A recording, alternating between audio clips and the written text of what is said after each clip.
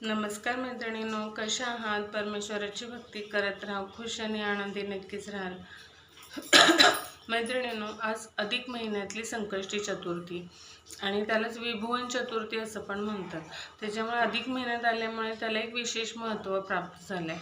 तर काय, आज 11 तांदळांचा एक सुंदर उपाय मी तुम्हाला सांगणार आहे की आजच्या दिवशी जर हा उपाय केला तर तुमच्या मुलामुलींचे अडकलेले विवाह होण्यास मार्ग मोकळे होतील.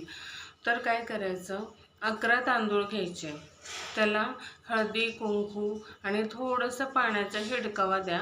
त्याच्यामुळे ते छान अक्षतांसारखे तयार होतील. अखंड पाहिजेत पण ते.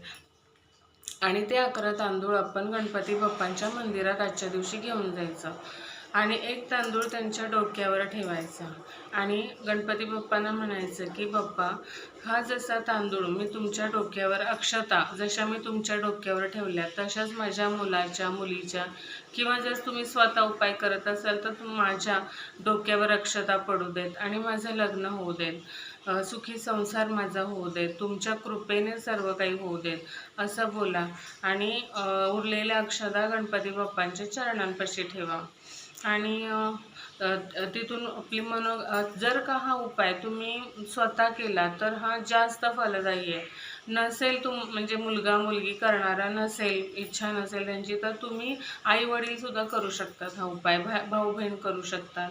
पण जर स्वतः मुला मुलीने केला ना तर हा उपाय खूप फायदेशीर ठरतो.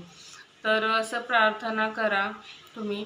तर म्हणजे पुढच्या संकष्टी चतुर्थीपर्यंत तुम्हाला नक्कीच विवाहामध्ये काहीतरी तुम्हाला स्थळ यायला लागतील किंवा चर्चा पुढे जाईल.